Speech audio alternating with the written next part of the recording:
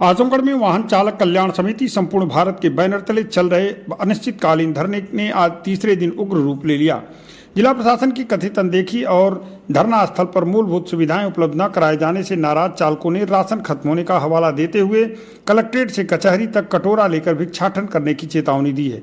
Collectorate चौराहे के पास rickshaw stand पर वाहन चालक समिति संपूर्ण भारत के आह्वान पर जारी अनिश्चितकालीन धरने के तीसरे दिन चालक प्रशासन के रवैये के खिलाफ खुलकर सामने आए। उनका आरोप है कि जिला प्रशासन ने अब तक उनकी मांगों पर कोई ध्यान नहीं दिया। इतना ही नहीं, बारिश के दौरान राहत के लिए रैन बसेरे की चाबी देने से भी इनकार कर दिया गया, जिससे धरने पर बैठे चालकों को भीगना पड़ा। संगठन के राष्ट्रीय अध्यक्ष सुरेश चंद यादव ने कहा कि धरने के चलते राशन समाप्त हो चुका है। ऐसी स्थिति में चालक कलेक्ट्रेट से लेकर कचहरी के में हाथों में कटोरा लेकर भिक्षाटन करने को मजबूर होंगे। उन्होंने कहा कि चालक केवल मजदूरी के सहारे अपने परिवार का पालन पोषण करते हैं, इसलिए सरकार को उनके आर्थिक संरक्षण के लिए ठोस रणनीति बनानी चाहिए। धरना चालकों ने राष्ट्रीय चालक आयोग, ड्राइवर सुरक्षा बोर्ड, चालक कल्याण बोर्ड की स्थापना सहित अपनी 10 सूत्रीय मांगों को शीघ्र पूरा करने की मांग दोहराई। समिति ने स्पष्ट किया कि मांगें पूरी न होने तक आंदोलन जारी रहेगा। यदि सरकार ने जल्द समाधान नहीं निकाला तो आंदोलन को राष्ट्रव्यापी रूप दिया जाएगा। सुनिए चालक संघ के पदाधिकारी ने क्या कहा। इसी को निकम्मा और बेशरम कहा जाता है। आजमगढ़ के जिलाधिकारी महोदय मात्र 2 मीटर की दूरी है रोड से, निकल रहे हैं, आ रहे हैं, जा रहे हैं। और जो कि मैंने पहले बताया था कि डीएम, सीएम, पीएम तीसरे हमारे मालिक डीएम साहब हैं, लेकिन हमारी सुधि तक लेने के लिए नहीं आए। और ना तो उनके आजमगढ़ जिले का कोई एक छोटा सा भी अधिकारी आया, ना पूछने के लिए कि आपकी समस्या क्या है या आप यहाँ क्यों बैठे हो। इस बात को देख करके, इस संघर्ष को देख करके बहुत दुख होता है कि आगे की लड़ाई हम किस तरीके से लड़ें कि जो हमारा अधिकार मिल सके। क्या आपको लगता है कि नजरअंदाज किया जा रहा है? नजरअंदाज किया जा रहा है क्या? ये तो जानबूझ करके, या तो मुख्यमंत्री जी का इशारा है, डीएम साहब को दबाव दिया जा रहा है कि हमारी बात न सुनी जाए, या कोई भी नेता, मंत्री, विधायक हो सकता है कि जो हमारे मुद्दों को आगे ना बढ़ाया जाए। इस चीज का दबाव हमें लगता है कि आजमगढ़ के डीएम साहब के ऊपर दिख रहा है। तीसरा दिन है, अगले 2 से 3 दिनों में अगर कोई अधिकारी नहीं आता है तो अगला रुख आप लोगों का क्या होगा? देखिए, अगला रुख यही है, क्योंकि अब हमारे पास बजट हम ड्राइवर भाइयों के पास नहीं है कि हम लंबा प्रदर्शन यहाँ बैठ के कर सकते हैं। अब अगला कदम है कि अगर 2 से 3 दिन क्या, कल अगर हमारी सुनवाई नहीं हुई तो शायद हम भूख हड़ताल पे बैठने के लिए विवश होंगे। हमारे पास खाने के लिए रोटी नहीं है। इन 10 सूत्री मांगों में वो कौन सी मांगे सबसे ज्यादा प्रमुख है जिसको लेकर के आप समझौता बिल्कुल भी नहीं करते? एक तो राष्ट्रीय चालक आयोग, दूसरा राज्य कल्याण बोर्ड, तीसरा जो है सुरक्षा कानून जो स्वतंत्र तंत्र स्थापित हो। इस तीनों मुद्दों से हम कभी जीवन में भटकेंगे नहीं, और ये मांग जब तक हमारी पूरी नहीं होगी तब तक ये संघर्ष जारी रहेगा। तत्कालीन समस्या क्या है जिसका तुरंत निवारण होना चाहिए? तत्कालीन समस्या ये है कि जिले के अधिकारी डीएम साहब आए और हमारी बातों को सुने, और यहाँ पे कोई व्यवस्था नहीं। अगर धरना से ही आप संतुष्ट हो तो जैसे लोगों को आपकी सरकार द्वारा व्यवस्था मिलती है, हमारा धरना प्रारंभ हो, इसकी व्यवस्था हमें उपलब्ध कराई जाए। क्योंकि कल हम इस रैन बसेरा का चाबी मांगने के लिए नगर पालिका कार्यालय पे अपने पदाधिकारी को भेजे थे, और वहाँ चाबी हमको नहीं मिली। और कल शाम को बारिश भी इतनी तगड़ी हुई, दिन में आप लोगों ने देखा, हमारा सामान भीगा और हमारे जो सिस्टम वो भीगे। और ठीक शाम को 7 बजे ये कार्यालय खोल दिया गया, और कुछ लोग इस कार्यालय में आए तो हमने पूछा कि भाई ये हमारे लिए खोला गया है? बोले नहीं। हमने पूछा किसके लिए? बोले हमारे लिए खोला गया। हमने कहा आप कौन हो? बोले कि आजमगढ़ जिले में नगर पालिका में अधिकारी हमारे मौसा जी हैं।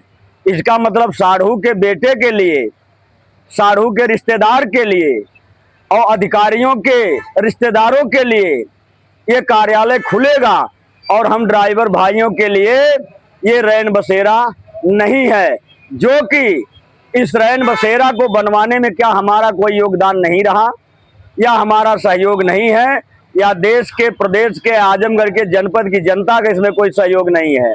हम यहाँ खुले आसमां में हैं, चारों तरफ से हवा आ रही, बौछारें आ रही है, लेकिन वह आजमगढ़ के डीएम साहब आपकी गाथा सुनने को मिलती है, लेकिन आपकी जो रवैया है, जो कार्यशैली आजमगढ़ में है, हमारे साथ जो आपका बिहेवियर है, ये देख करके पूरा उत्तर प्रदेश ही नहीं बल्कि पूरे भारत के 24 करोड़ ड्राइवर आज शर्मसार हैं कि इस देश में लोकतंत्र की ऐसी व्यवस्था है कि आजमगढ़ के डीएम साहब हम तक अभी तक नहीं आए हमारी मजबूरियों को और हमारी समस्याओं को सुनने के लिए।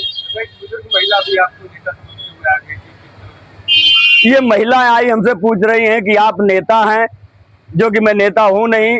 नेता वो होता है जो राजनीति कूटनीति करता है, जनता के अधिकार को खाता है, लोगों की समस्याओं को दबाता है।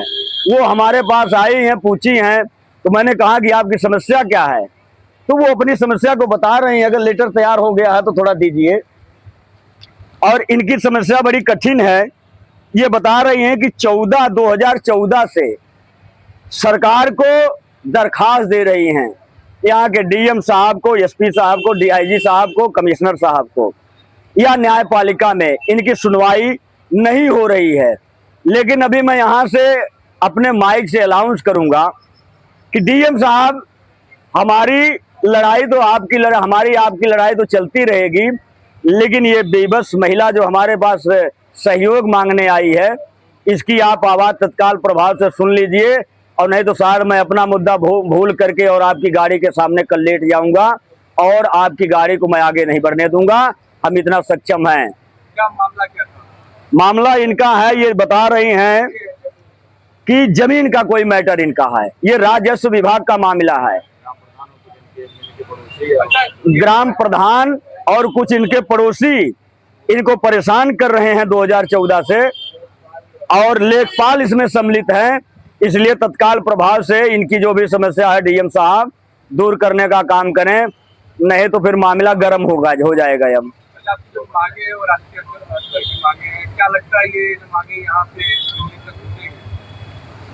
देना तो पड़ेगा, चाहे हंस के दे दे, चाहे रो करके दे दे, चाहे मुस्कुराते हुए दे दे, लेकिन हम लोग भी इतने बेहया हो गए हैं रगड़ रगड़ के कि तमाम जगह प्रदर्शन जारी रहा है। और ये तो अपनी जन्मभूमि है और नहीं आगे लड़ने की शक्ति रहेगी। तमाम यहाँ कोर्ट कचहरी है, वकील साहब, जज साहब और अधिकारी तमाम हैं। कल से कटोरा लेकर के सबके चैम्बरों पे भीख मांगना शुरू करेंगे कि हम खाने के लिए विवश हैं। हमारे पास कोई व्यवस्था नहीं है, क्योंकि हम सांसद, विधायक, मंत्री नहीं, हमारे पास कोई फंड नहीं है। जितना भीख मांग के चंदा इकट्ठा करके रखे थे आज तक खाए हैं, अब कल से सोचना पड़ेगा। चावल, गेहूं, आटा मंगाना पड़ेगा कहीं न कहीं से। तो कोई बात होती तो वकीलों के पास जाते हैं, अधिकारियों के पास जाते हैं, सबके पास मेरा पैसा है। और आज पूरे देश के 24 करोड़ ड्राइवरों की लड़ाई है, तो भिक्षा के रूप में कटोरा लेके सबसे कल से भीख मांगा जाएगा।